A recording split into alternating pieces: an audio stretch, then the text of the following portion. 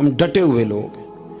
سرکار نے فلاح انسانیت کے لیے جو دوسرا کام کیا نا، وہ لوگوں کو احساس دلایا ہے کہ اگر غلطی ہو جائے تو تم نے بندوں کے سامنے اپنے آپ کو کلیئر نہیں کرنا، تم نے تو رب کے سامنے اپنے آپ کو کلیئر کرنا ہے، اللہ کے سامنے تم نے بچنا ہے کہ میرا گناہ معاف۔ اور حضور احساس پیدا کرتے تھے۔ بخاری شریف میں قبیلہ غامدیہ کی اس عورت کا تذکرہ موجود ہے جو خود آئی تھی، کوئی گرفتار کر کے نہیں لایا تھا، از خود آئی۔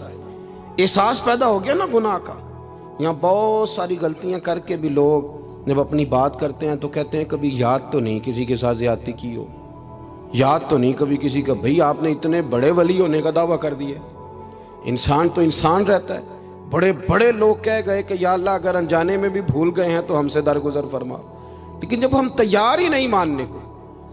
حضرت انس بن مالک کہتے ہیں وہ خاتون آئی، کوئی پکڑ کے نہیں لایا، کسی 14 دنوں کے ریمانڈ پہ نہیں اسے منوایا گیا، اسے وہ خود بخود آئی، اور کریم محبوب علیہ السلام کے سامنے جب وہ کھڑی ہوئی تو اتنے درد سے میں نے کم لوگ روتے دیکھے ہیں جس درد سے وہ روئی۔ عرض کرنے لگی حضور میں غلطی کر بیٹھی ہوں، مجھ سے زنا ہو گیا، مجھے پاک کر دے۔ تو محبوب کریم علیہ السلام نے فرمایا تو کیسے ثابت کرے گی تو نے گناہ کیا؟ یعنی مجرم کو ثابت کرنا پڑ رہا ہے کہ میں گناہ گار۔ یہ وہ کمال ہے کہ انسانوں کو احساس ہونے لگے کہ یہاں ہم غلط ہیں۔ جب اعتراف جرم ہوتا ہے، جب بیماری کی تشخیص ہوتی ہے تو پھر اس کا علاج بھی ہو جاتا ہے۔ حضرت انس بن مالک کہتے ہیں وہ عرض کرنے لگی حضور میرے پیٹ میں ناجائز بچہ ہے۔ حضور نے فرمایا جا جب بچہ پیدا ہو تو پھر آنا۔ وہ 8 ماہ کے بعد آئی تو اس کی گود میں پھول سا بچہ تھا۔ حضور نے فرمایا واپس جا، جب روٹی کھانے لگ جائے تو پھر آنا۔ وہ 2 سال 2.25 سال دودھ پلاتی رہی، پھر جب آئی تو بچے کے ہاتھ میں روٹی کا ٹکڑا تھا۔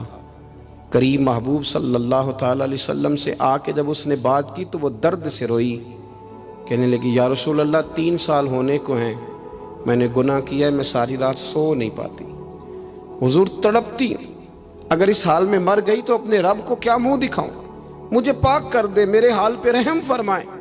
محبوب کریم صلی اللہ علیہ وسلم نے بچہ ایک صحابی کو دیا، فرمایا بچوں کی طرح پالنا، اور کہا اسے لے جاؤ، پتھر مار مار کے اسے سنسار کر دو۔ صحابہ کہتے ہیں اسے پتھر لگ رہے تھے اور حضور بے چینی کے ساتھ ٹہل رہے تھے۔ آ کے خبر دی حضور وہ تو وصال کر گئی، انتقال ہو گیا۔ فرمایا یہاں تک تو بات اس کی تھی۔ حضرت انس بن مالک کہتے اب محبوب کریم نے صحابیات سے فرمایا اسے غسل دو، کفن پہناؤ، جنازہ تیار ہو جائے تو مجھے خبر کرنا۔ حضرت انس بن مالک کہتے ہیں غسل ہوا، کفن ہوا، جنازہ تیار ہوا تو حیران ہم تب ہوئے جب میرے محبوب نے فرمایا صفیں بناؤ، میں خود جنازہ پڑھاؤں گا، میں خود جنازہ پڑھاؤں گا۔ اور سرکار نے جنازہ پڑھایا تو ایک شخص کی زبان سے نکلا حضور اس ملعون کا معاذ اللہ جنازہ جس نے ناجائز بچہ جنا، اس کے لیے آپ دعا کر رہے ہیں، جنازہ پڑھا۔ حضور فرمانے لگے خاموش ہو جاؤ، تم نے گناہ دیکھا ہے، اس کا احساس نہیں دیکھا، تم نے غلطی دیکھی ہے لیکن اس کی توبہ کا انداز نہیں دیکھا۔ اور صاحب کنز العمال نے یہ لفظ نقل کیے ہیں کہ کریم محبوب فرمانے لگے اس نے تو ایسی شاندار توبہ کی ہے کہ اگر میں اپنی ساری امت میں بانٹ دوں تو اللہ سب کی مغفرت فرما دے گا۔ احساس جب پیدا ہو جاتا ہے نا اپنے دل کے اندر کہ یہاں میں غلط ہوں، ان العبد اذا اعترف ثم تاب تاب اللہ علیہ او کما قال نبی صلی اللہ علیہ وسلم، رواہ مشکات۔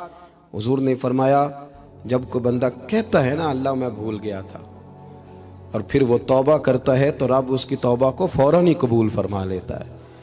پہلی بات یہ کہ عقائد کو مضبوط رکھیں، مضبوط عقائد۔ اور یہ جو آج کل ایک اور ماحول چل رہا ہے، کوئی تھوڑا ادھر کوئی تھوڑا ادھر، عقائد وہی درست ہیں جن کی تشریح شیخ عبدالحق محدث دہلوی نے فرمائی، عقائد وہی درست ہیں جن کی بابت حضرت مجدد الفسانی لکھ گئے، اور ان سب کو اگر کھلا کر کے بیان کیا تو امام احمد رضا فاضل بریلوی نے بیان کیا۔ انہی بزرگوں کی باتوں کو کھول کر ہمارے سامنے رکھا۔ مضبوط عقائد کی زندگی گزاریں۔ اور دوسری بات اگر کبھی کوئی غلطی ہو جائے پھر اس کا احساس پیدا کریں، پھر اس سے توبہ کریں۔ تیسری بات جو فلاح انسانیت کے لیے بڑی ضروری ہے وہ یہ ہے کہ تھوڑا احساس پیدا کریں دوسروں کا۔ میری زندگی میری ذات سے شروع ہوتی ہے، میری ذات سے، میرے سے ہنس کے بولو، میری بات مانو، میرے پیچھے چلو، میرے آرام میں خلل نہ آئے، میری طبیعت کے مطابق۔ بھئی آپ کی طبیعت کے مطابق چلیں تو پھر تو آپ بہت بڑے خود غرض ہوئے کہ آپ نے صرف اپنے لیے سوچا۔ محبوب کریم کا کمال یہ تھا کہ حضور نہ دوسروں کا بڑا احساس فرماتے تھے۔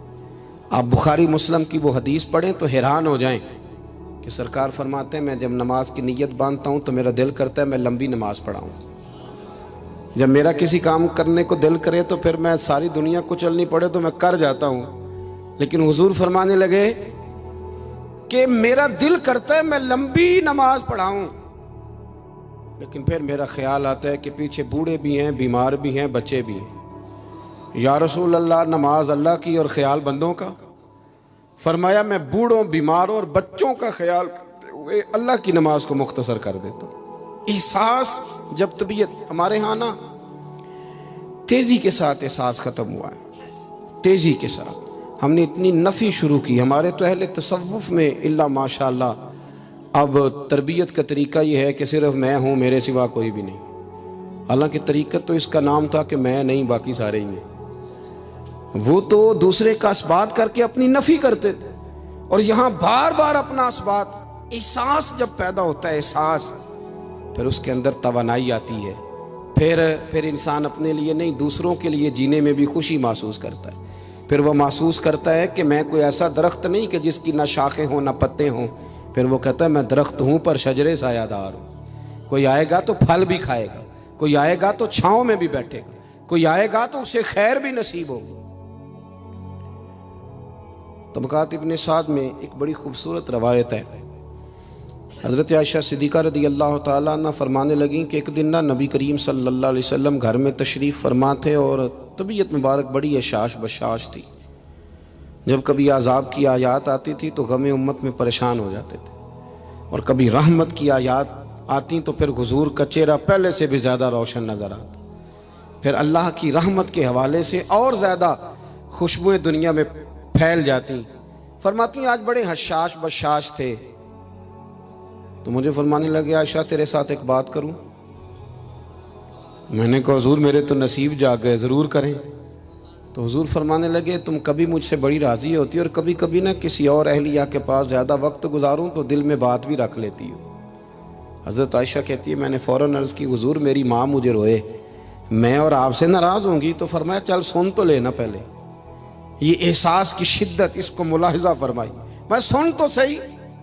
یا رسول اللہ صلی اللہ علیہ وسلم حکم فرمائے تو محبوب کریم صلی اللہ علیہ وسلم فرمانے لگے عائشہ تم کبھی کبھی قسم اٹھاتی ہو، اور جب تمہارے دل میں میرے بارے میں کوئی بات ہونا تو پتہ کس طرح قسم اٹھاتی ہو؟ تم کہتی ہو مجھے حضرت ابراہیم علیہ السلام کے رب کی قسم ہو، اور جب مجھ سے راضی ہوتی ہو تو پھر کہتی ہو مجھے محمد عربی کے رب کی قسم ہو صلی اللہ علیہ وسلم۔ حضرت عائشہ صدیقہ کہتی ہیں سرکار نے بات کی تو میں آنکھوں سے رو رہی تھی اور لبوں سے ہنس رہی تھی، اور میں عرض کر رہی تھی یا رسول اللہ آپ اتنا زیادہ خیال فرماتے ہیں؟ جملوں کا خیال، احساس کہ کوئی کیا سوچتا ہے، کیا کہتا ہے، ہمارے اندر تیزی سے وہ چیز۔ گھروں کے اندر پوری جنگ لگ جاتی ہے، اماں جی کی اور بیگم صاحبہ کی پوری جنگ، اور دونوں نے جیتنا ہے۔ اس کے اندر اب پتہ نہیں بیچارہ ہارے گا کون، ان دونوں کو جیتنا ہے۔ مساجد میں جنگ لگ جاتی ہے۔ میں تھوڑے دن پہلے میں نے دوستوں سے کہا تھا، میں نے کہا یہ جو مسجد کا صدر بناتے ہو نا، اس کا نام صدر نہ رکھو، کوئی اور رکھ لو، اس لیے کہ صدر تو سب سے بڑا آئینی عہدہ ہے، تو جب آپ صدر ہی کہہ دیتے ہیں پر اس بیچارے کا دل کرتا ہے کبھی اسمبلیاں ٹوٹنی بھی چاہیے، کوئی تبدیلی بھی ہونی چاہیے، آپ درجہ ہی بڑا اونچا دے دیتے ہو، پریشان ہو جاتا ہے، اندر رٹا بن جاتا ہے۔ ہمارے ہاں عہدوں کی جنگ ہے، لڑائی ہے۔ مسئلہ صرف یہ ہے کہ احساس نہیں، اگر احساس ہونے لگے پھر شوق بیدار ہوتا ہے، پھر انسان کسی کو کچھ دے کے راضی ہوتا ہے، پھر اس کا حضرت حذیفہ بن یمان رضی اللہ تعالیٰ عنہ فرماتے ہیں، یہ حدیث امام غزالی لائے اور اپنی سند کے ساتھ لائے۔